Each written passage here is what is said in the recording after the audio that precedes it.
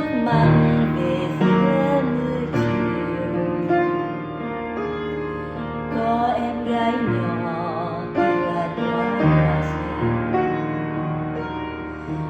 nhìn ca hát hoa tím mưa rơi, làm cho tôi nhớ một thuở xuân mai đã xa xa rồi theo dòng thời gian.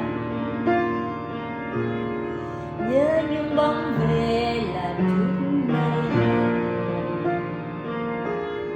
vẽ lên phố thì thời tuổi thơ tôi,